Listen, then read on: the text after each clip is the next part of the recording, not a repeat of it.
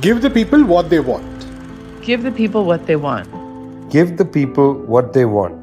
Your weekly movement news roundup.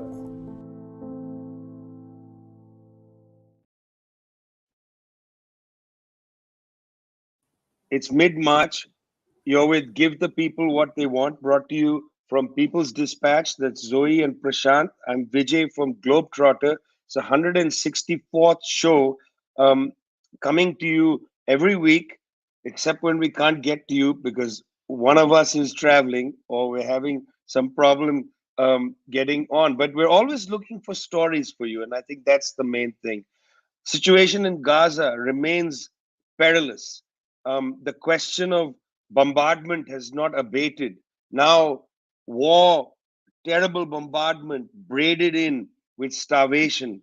Again, for the second time, Israeli forces bombing unarmed civilians as they come to gather food, desperately hungry in the month of Ramadan, unable to have anything meaningful on the table for the iftar meal to break the fast, least of all the suhoor meal at the start of the day. This particular attack taking place at the Kuwaiti roundabout in Gaza City, over 20 people killed. The hospitals in the area around the Kuwaiti roundabout, many of them just terribly damaged, couple of them, in fact, not operatable. The doctors and nurses in the hospital are facing starvation. Medical directors have said that they don't have any food to eat. They themselves are under stress and they were unable to actually care for the wounded that were brought in as a consequence of this strike. It is being called the second flower massacre. The first flower massacre was in the last days of February when the Israelis attacked convoy of trucks that came into Gaza City. The, Gaza City is in a state of near famine, which is unbelievable. Reports on the ground say that people are so desperate they're going out and cutting grass and eating the grass.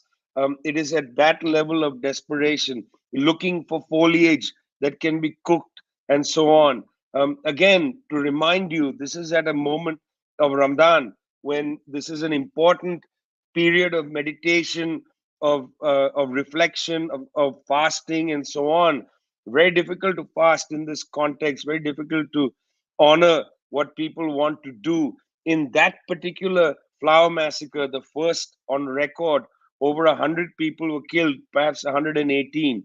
It's important to point out that in this period, the Israeli military has destroyed Palestinian fishing. So it's not only a question of not allowing aid into Gaza, paltry number of trucks, about 100 a day. The capacity of just Rafah on the south, bordering Egypt, is 500 trucks a day. About 100 coming in now. Just Rafah has 500. There are other crossings. Israelis not allowing humanitarian aid in. But the question is not just not allowing humanitarian aid in. Israel has deliberately attacked sources of food. As I said, wiped out almost all the fishing boats that used to ply the trade in the Mediterranean Sea. It's very difficult for people to understand this. But Gaza, prior to the 8th of October, was in fact quite a thriving place. There was, markets. There was the port of Gaza, which the Israelis bombed in the first week of their attack, and actually made the port inoperable, which is why the United States is talking about building a temporary pier. The actual port of Gaza has been destroyed. I'm saying this because it's also important to remember those early days of the bombing when the Israelis destroyed bakeries. Again, it's no point bringing flour in bales into Gaza. There are no bakeries or very few bakeries that have the ability to turn the flour into bread. I don't think this has been sufficiently talked about, but the attack on food supplies, the attack on the fishing boats, the attack on the bakeries, the preventing of humanitarian aid to enter, trucks to enter with food, all of that is actually a defined war crime under Protocol 2 from 1977 of the Geneva Conventions. And indeed, when the Rome Statute was being negotiated in 1998, 1999, it draws the language from the 1977 Protocol of the Geneva Conventions and says that inflicting starvation upon a population in war is a war crime. These are identifiable war crimes. But before we move forward, I just want to leave you with an important statistic. Um, there is already an estimate of 23 million tons of debris in Gaza as a consequence of the bombing. I want to repeat that, and I don't really think this is actually going to make an impact. And maybe it's worthwhile saying if you pile it up within, a square meter, will this go all the way to the moon and back? It's a lot of debris, 23 million tons. Experts who looked at this estimate say it will take years to clear the debris. The real question is, where will the debris be taken? Will it be taken into Israel? Will it be dumped in the Mediterranean? This is a serious issue. In this period, part of that debris is chemical toxic materials. Israel has used chemical weapons. They are estimating that the damage to the climate as a consequence of this war is extraordinary. Another massacre at the Kuwaiti roundabout, another terrible, terrible occurrence in a long-standing genocidal situation in Gaza. In Gaza, but not so different, my friends, in Haiti. Another unfolding catastrophe. What's been going on in Haiti recently? Well, on Monday, it was announced that Ariel Henry, who's been the acting prime minister and president, would resign. His resignation comes at a moment of increased instability in the country, increased levels of violence. We've been covering the situation in Haiti, of course, very closely over the past couple of years.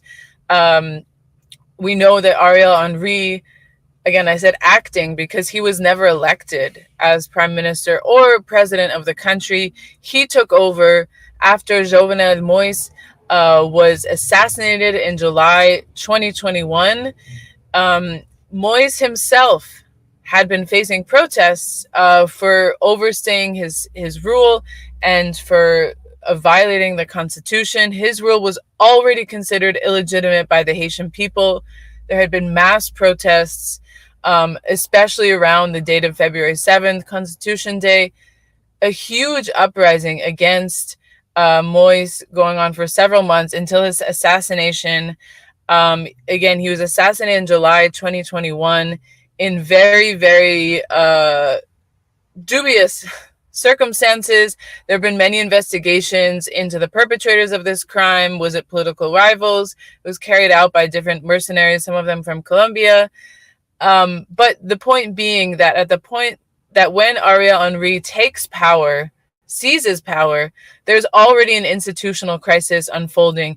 Ariel Henry is backed by the core group, by this group which has been dictating essentially Haiti's political choices and future. It's made up of the United representatives from the United States, Canada, France, a couple, I think a EU representative and a UN representative.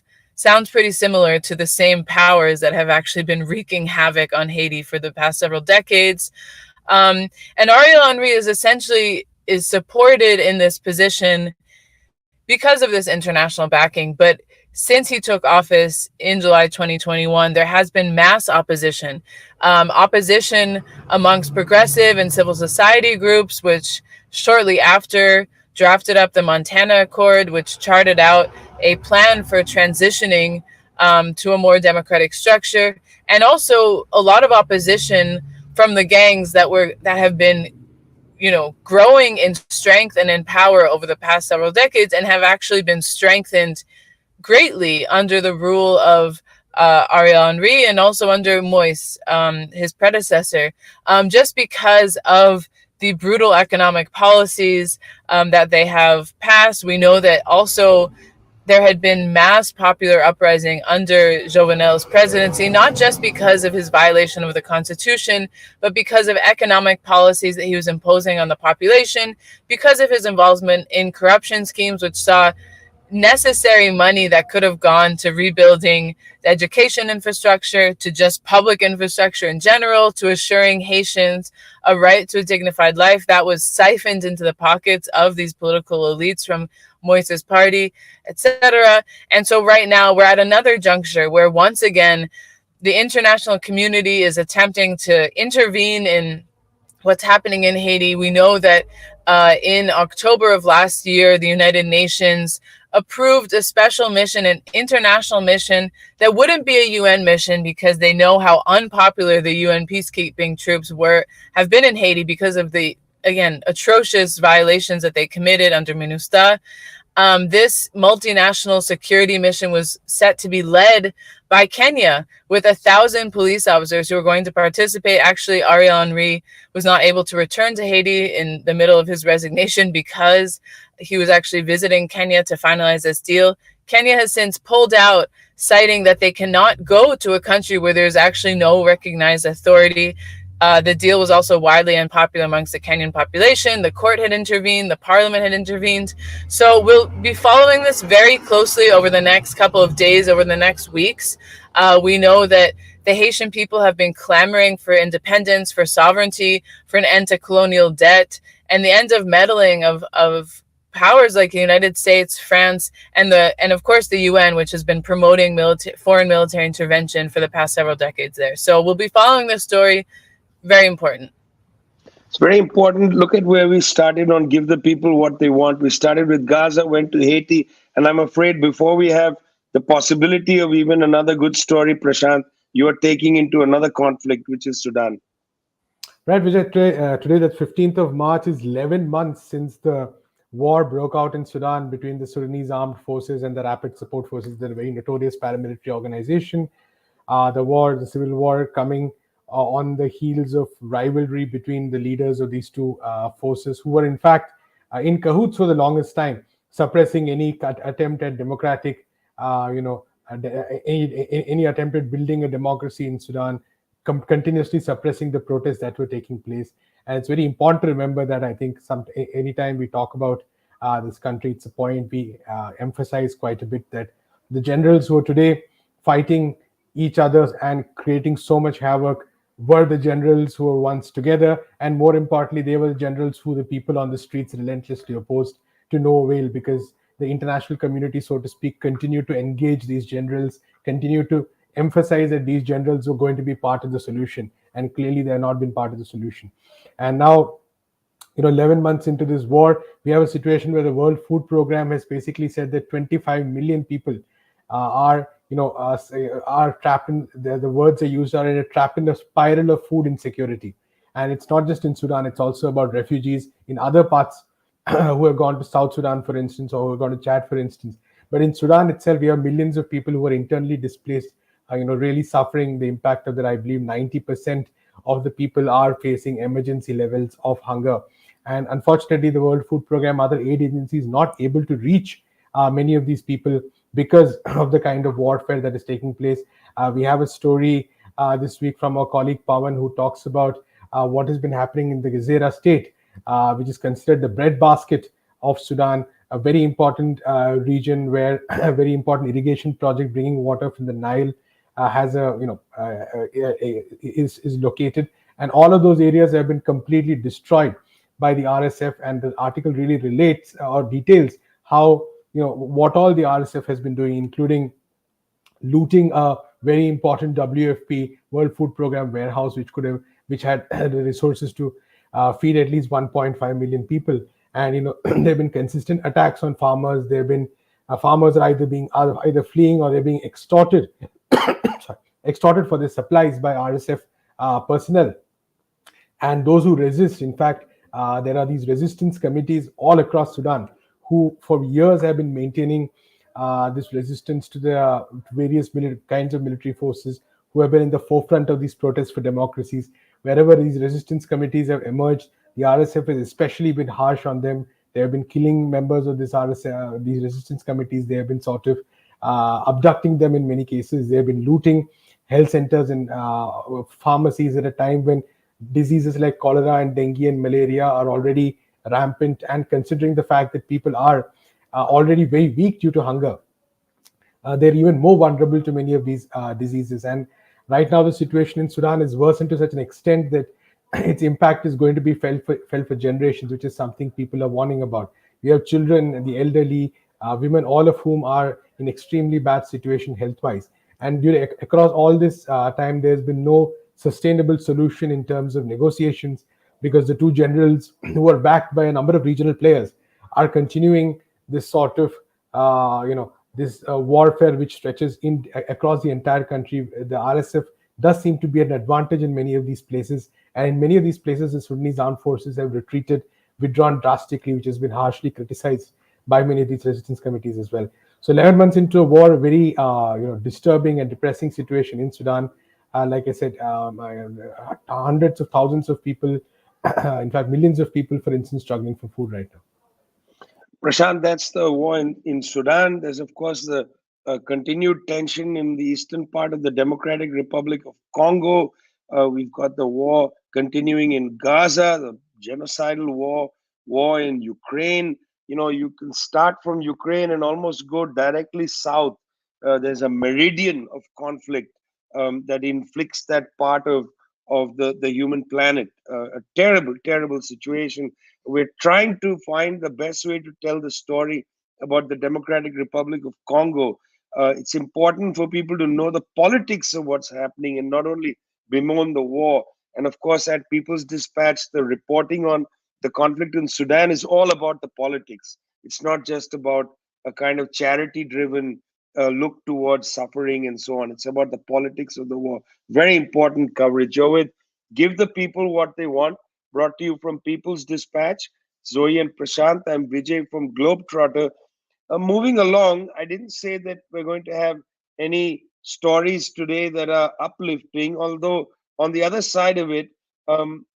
Javier Milei of Argentina, Zoe, seems to have, one way or the other, suffered a little bit of a defeat. Not a catastrophic one, but a little defeat. Tell us about it. Well, I think it's safe to say that the cracks are starting to form, and that Milei, who came in with this extremely outlandish machismo, I am the best, I'm going to save Argentina, I'm going to end the political caste, abolish social justice. He had a very optimistic perspective on how he was essentially going to run Argentina into the ground. And actually, he's come up with some opposition. And of course, we know that the trade unions have been mobilizing, social organizations and movements have been mobilizing. This was to be expected, but he's actually come up against some of who he thought were his allies. And we know that, so essentially the defeat he suffered is both the fact that his presidential decree suffered a defeat in the Senate yesterday. This is crucial, and I'll get back to that in a minute. But also, he created sort of a political pact, which is called the Pact of May. And this was in order to bring some of the governors of the different provinces close to his program and sort of commit themselves to carrying forward his political program, which essentially involves a lot of economic cuts and mass austerity. So he creates the Pact of May with, trying to broaden a bit his coalition and support, because many of the conservative and center-right parties were split on Milei, because some of his program actually goes directly against their interest as business owners, as members of the bourgeoisie who have been, not had a dollarized economy, actually believe in the importance of a central bank. Many people who are governors of the provinces who believe that actually they do need a budget to function. And Milei sort of put that all in jeopardy. And essentially, with this defeat in the Senate of his presidential decree, we saw some of these internal divisions amongst his sort of broader base of support start to appear. And one, even with his vice president. And so she presides over the Senate. There had been a demand from opposition senators to actually take make sure that the decree went to debate, because Javier Milei proposed this decree in December. This decree involves many different modifications to labor laws. It takes away overtime. It makes it easier for people to get fired. It eliminates very essential labor rights, which is why it's been challenged in the courts. It's been challenged by opposition parties. People have been mobilizing on the streets against it. And the Senate and a lot of parliamentarians have also expressed their rejection in saying when this comes, so it's been, because it's presidential decree, it already is in effect, but it has to be ratified by the both chambers of the legislature. And they were trying to delay this, knowing that it would be met with all this opposition. And Villarruel, who is his vice president, essentially was forced to call this session of a debate on the presidential decree, and it was defeated. And Javier Milei has gone to Twitter to essentially rant about all of the people who voted against it, and even her who called the session. She's facing the wrath of their own base because she actually called this session into effect. So he has this defeat of his presidential decree. It's not deactivated yet. It still has to go to the Chamber of Deputies. But this is an important setback. It shows that he is not almighty. And he's essentially on the back foot because he's lashing out against all these people who he thought would support him, and his vice president, who is from a different political trend in a sense, not necessarily this libertarian trend, but a more traditional far right conservative trend.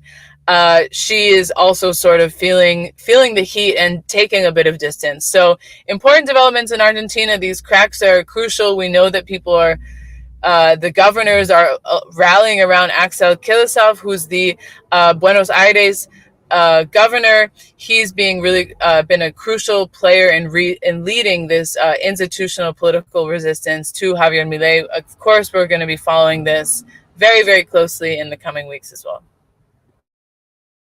Javier Milei, the gift that keeps on giving, constantly a defender of what? Of the West, as he calls it, an interesting man. The West, which was hit perhaps harder than other places, Prashant, including South America, in a way, by the COVID-19 pandemic. Pandemic has not disappeared. It seems to keep coming back here and there. What is it now? 4 years? What an anniversary. Right. Tell us about the 4 years. Been 4 years. Yes, it's been 4 years since the official date is, of course, March 11th, when it is declared a pandemic by the World Health Organization. And it's a strange time. Just a few months ago, so we heard that, of course, the death toll from COVID-19 had touched 7 million. And of course, this is the death toll as per official records. Various estimates say that the death toll could have been as much as 21 million. Because from day one, there was a big question as to whether governments across the world were revealing the actual death toll, or were actually even capable of, maintaining a proper record or calculating the death toll that took place, that occurred due to the COVID-19 pandemic. But I think the key question at this point is really that how do you sort of, what really are the lessons that you learned from COVID-19? And the unfortunate fact of the matter is that it does look like we haven't learned many lessons yet. I think the most important sign of that is the fact that there's something called the pandemic treaty, which is being discussed right now. There have been many rounds of discussions. One round of discussion got over just a few days ago. We're going to have another round of discussion starting on the 18th of March, and the pandemic treaty will finally be discussed in full. The full text, the final draft, will be discussed during the World Health Assembly in May. And when you look at the discussions around the pandemic treaty, we've had a couple of interviews on that as well. What comes across is the fact that, as far as many of the countries of the global north are concerned, no real lessons seem to have been learned, because the same issues that were there in year one of the pandemic, the fact that patents were playing a huge role in preventing the transfer of technology, in preventing the transfer of vaccines, that whole so-called intellectual property regime continues to be an issue when they are discussing the pandemic treaty as well. Just to sort of quickly explain, the pandemic treaty is supposed to help us overcome future pandemics, be prepared for future pandemics. So the idea was that we take all these lessons we learned from COVID-19 and then kind of apply them. But it seems like that's very far from the case. So we have the question of intellectual property. We have the question of the fact that financing has not properly been addressed. What happens even if you do find out that there is a pandemic that is kind of building up? What do poor countries, what do countries in the global south, how do they manage the resources to combat it? That really has not been sort of clarified yet to the satisfaction of countries in the global south. We have the question of technology transfer, again not adequately addressed. And all of these, if you remember, in 2020 and 2021, these were questions the world was struggling with. The fact that the big pharma companies were able to make billions in profits, while countries in the global south, especially in Africa, were not able to even vaccinate large segments of their population. The kind of vaccine imbalance we saw over the years, when we had the countries in the global not throwing away vaccine doses, while African countries were struggling to even give one dose to their populations. All of these questions remain very much unaddressed. An equally important question, that of the public health system itself across the world. We work with the People's Health Movement to publish the People's Health Dispatch, where almost every week we have these stories. Workers in public sector, in the public health sector across the world, struggling for resources. So all these years later, there is no real acceptance of the fact that you need to invest in the public health sector if you want to combat pandemics, if you want to combat diseases. There were many questions were posed regarding other diseases such as TB, the treatment of all of which took a huge blow because of the pandemic. So I think 4 years down the line, I mean, like you said, on the face of it, we don't really have, the pandemic is no longer receiving so much attention in the media, but its impact continues to sort of affect us. And it does look, unfortunately, like a lot of lessons have not properly been learned yet. And I think for movements across the world, for the health movements across the world, that really is, and that struggle continues on an almost daily basis. Even now, we have a story, health workers in Kenya, for instance, preparing to launch a major round of industrial action for very similar causes, protesting against those kind of reforms. So, like I said, where the pandemic may not be on the headlines, may not be in the headlines any longer, the struggles are still continuing. Yeah, and one of the places hit hard by the pandemic, of course, is India, where the debate about it has been muted. Well, India is in an interesting period right now, entering the election season. April, May will be the big general election. It's probably the largest democratic election in the world, I think, in terms of numbers of people who participate, ballots that have to be dealt with. Hence, it takes place in phases, just as the ongoing election in Russia is taking place in phases, such an enormous landmass. Russia. In India, it's not the size of the country, which is, of course, huge, but also the number of people. Um, a big scandal already on the table regarding the elections, which is something called the election bonds or the electoral bonds, where effectively this is a shell for raising funds from mysterious donors, unnamed donors to political parties. The ruling Bharatiya Janata Party, apparently, by whatever data is available, has taken advantage of 50% of the electoral bond fundraising. Only the left has rejected the bonds and has moved the high courts, the highest court in the land, the Supreme Court, to consider this as a violation of the democratic principle. It's a big debate in India whether it is well worth allowing your democratic elections to be, in a sense, bought and paid for. Now, it happens all over the world. There's a lot of money in politics. That itself is a broad question. But in India, through the electoral bond scheme, they've created in a sense, almost a secret vehicle for raising money into political parties. Meanwhile, while this is happening, the Indian government decided to fast track a law that was passed in 2019 and which provoked at the time a great deal of resistance within the country. The law is called the Citizenship Amendment Act, but it comes alongside a national register for citizens and so on. The general orientation of this is, for instance, the CAA is to allow people who are dissidents, asylum seekers, refugees from the countries that neighbor India to enter India through a very easy route. Now, the issue is only non-Muslims are on the list for the CAA. This is seen as a form of discrimination. Related to that, the National Register of Citizens is supposed to register people who are in India to catch out illegal immigrants. There's a great fear that the target will be against the Muslim population of India. That was the core of the protests after the 2019 period. It is back on the table. The government has fast tracked this at a time when elections are going to occur, using this perhaps as a wedge issue. We're going to come back and talk about the elections in India because that requires a much broader conversation. But for now, yes, elections, April, May of this year in India, one of the many elections being held around the world. Yes, the issue of money in politics very much on the table. And yes, the wedge issue, an anti Muslim issue, also right at the center of the debate. We're going to come back to this. We need a lot of time for it. But you've been with Give the People What They Want, brought to you from People's Dispatch. That's Zoe and Prashant. I'm Vijay from Globetrotter. We'll see you next week. It'll be show 165.